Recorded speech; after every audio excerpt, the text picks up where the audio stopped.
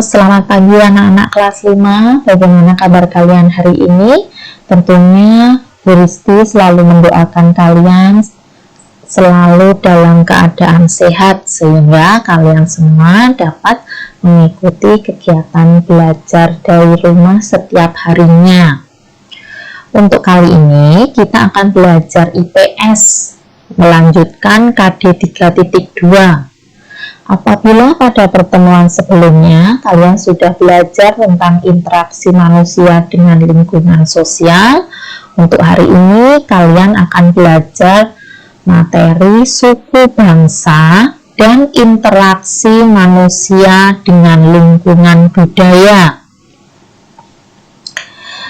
Yang pertama kita akan membahas tentang keragaman suku bangsa di Indonesia.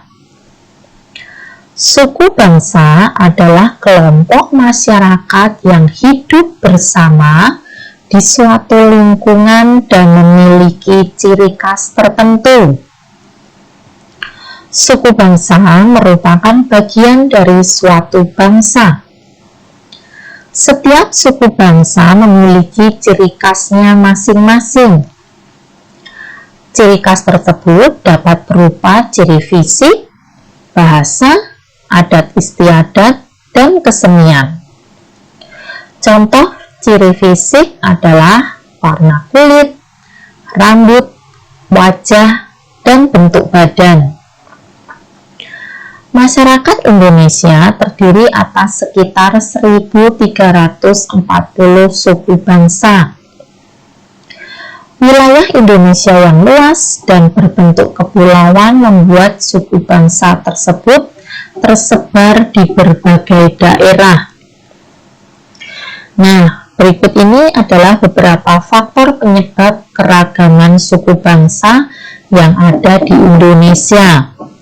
Yang pertama yaitu perbedaan ras asal, kedua perbedaan lingkungan geografis, ketiga perbedaan latar belakang sejarah, keempat perbedaan daerah, kelima perbedaan agama atau kepercayaan, dan yang keenam kemampuan adaptasi atau bisa disebut dengan penyesuaian diri terhadap lingkungan.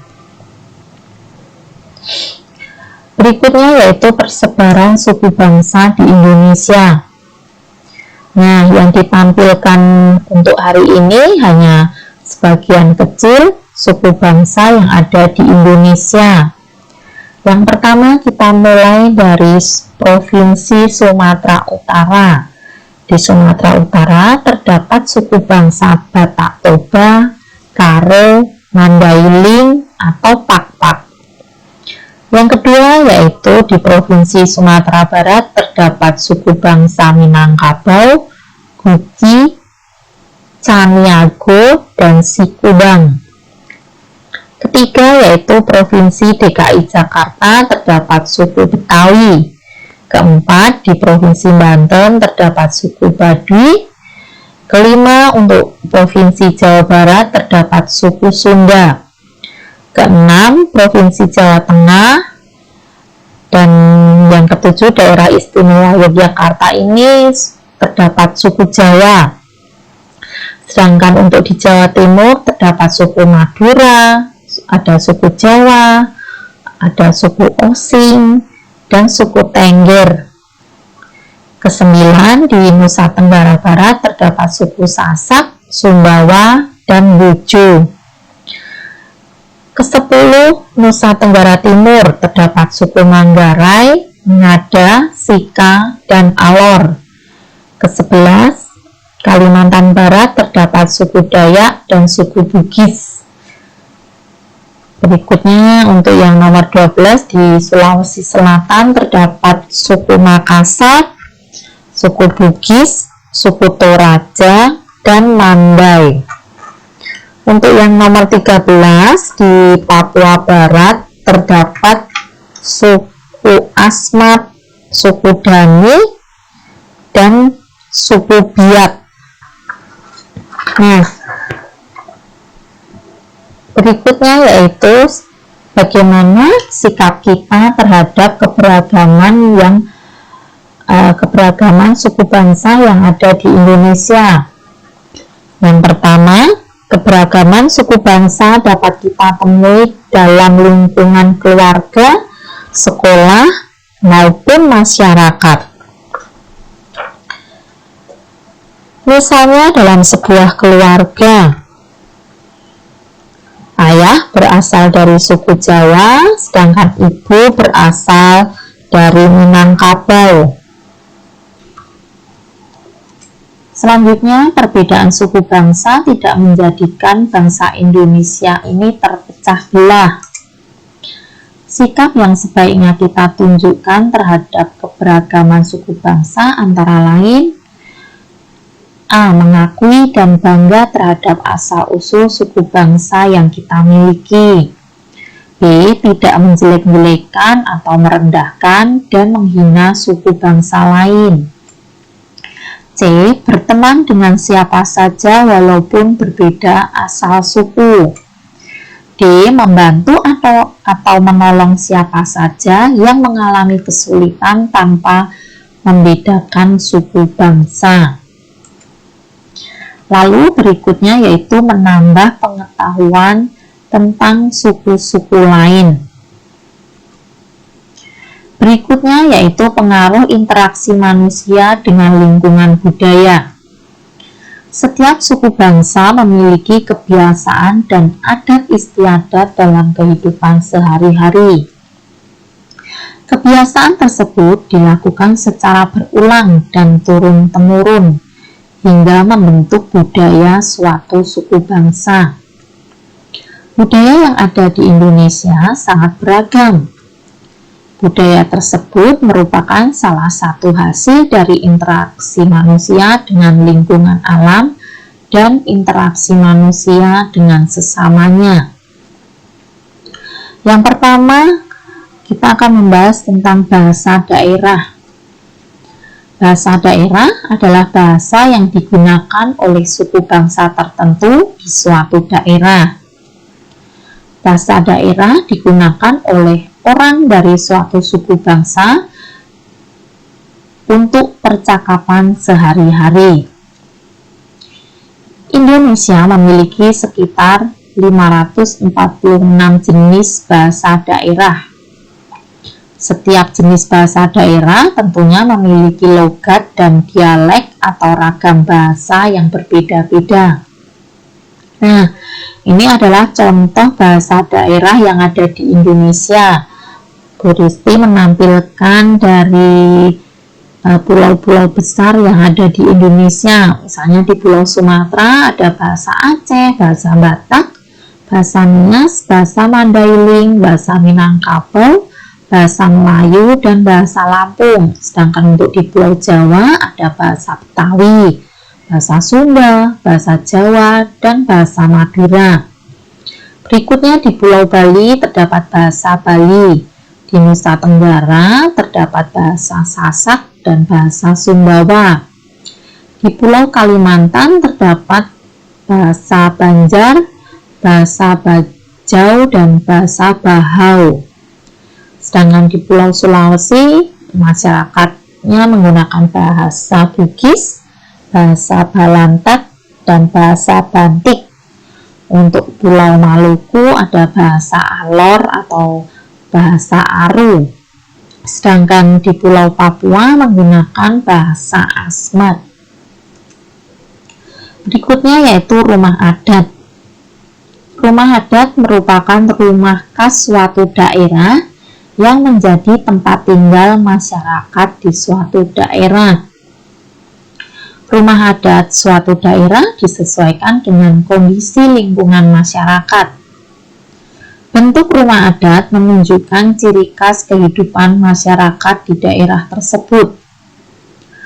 Rumah adat di Pulau Kalimantan berbentuk panggung, tujuannya untuk menghindari hewan buas dan banjir, karena disesuaikan dengan tempat tinggal yang berada di sekitar hutan dan sungai.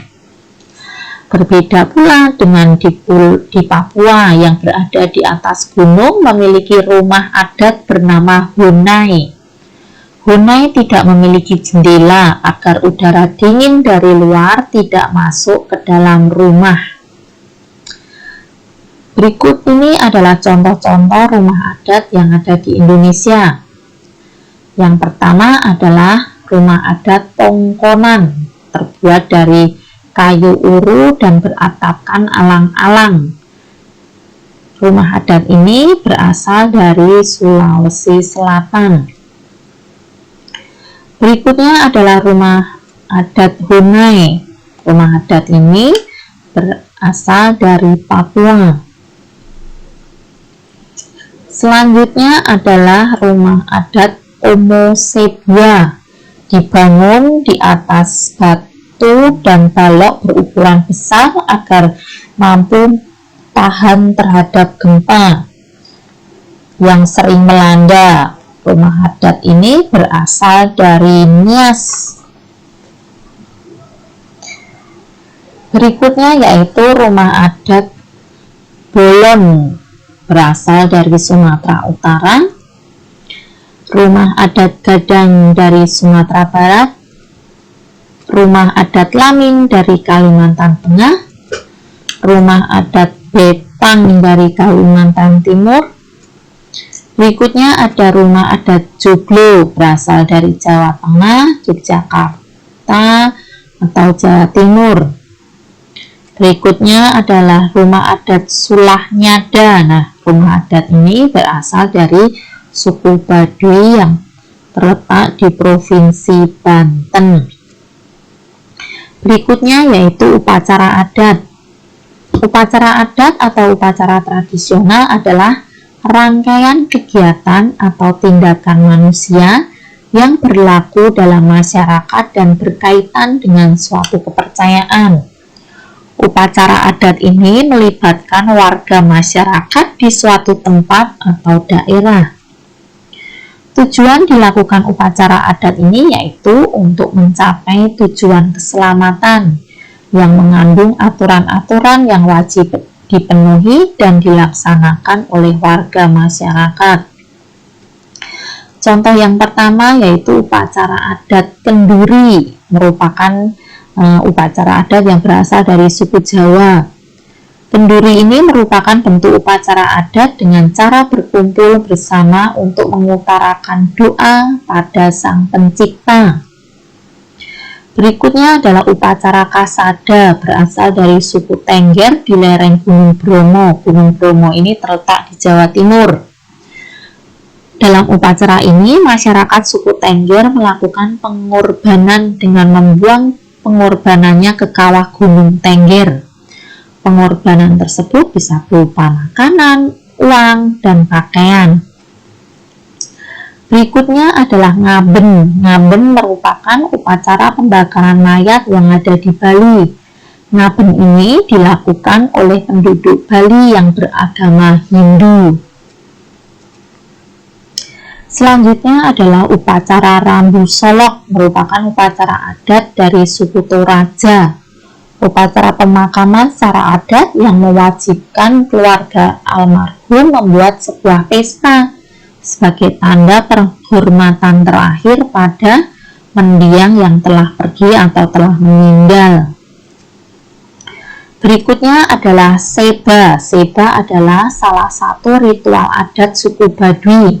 Seba artinya saba, yakni berkunjung. Orang Baduy turun gunung untuk mengunjungi bupati atau gubernur.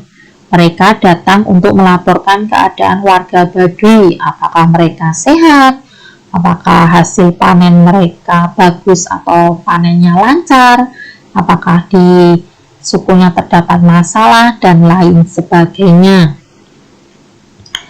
Berikutnya yaitu Serentahun, adalah upacara adat panen padi bagi masyarakat Sunda, Jawa Barat yang dilakukan setiap tahun. Serentahun ini tujuannya sebagai ucapan rasa syukur kepada Tuhan Yang Maha Esa atas segala hasil pertaniannya. Nah, Bagaimana sikap kita terhadap keberagaman budaya di Indonesia? Yang pertama, kita harus bangga atas keberagaman budaya yang ada di Indonesia. Keberagaman budaya daerah menghasilkan budaya nasional yang menjadi identitas atau ciri khas bangsa Indonesia. Berikutnya yaitu menghargai suku bangsa lain. Tidak boleh menganggap budaya suku bangsa sendiri sebagai suku yang paling bagus atau paling baik. Melestarikan budaya daerah agar tidak punah. Menghormati keberagaman budaya lain seperti menyukai pertunjukan budaya daerah lain. Misalnya sebagai orang Jawa menyukai pertunjukan ondel-ondel yang berasal dari suku Betawi. Berikutnya, memuji keindahan tarian daerah lain. Misalnya memuji tarian daerah yang dibawakan teman ketika pentas di sekolah. Bisa juga dengan mengkoleksi atau merawat kain atau pakaian tradisional daerah lain. Ya, bisa juga mengkoleksi benda-benda atau senjata daerah dari setiap suku. Misalnya kalau orang Jawa ya ada senjata tradisional namanya keris, bisa dikoleksi. Berikutnya yaitu mempelajari budaya daerah lain. Misalnya belajar membatik, bisa juga belajar membuat kain songket atau menenun kain tradisional.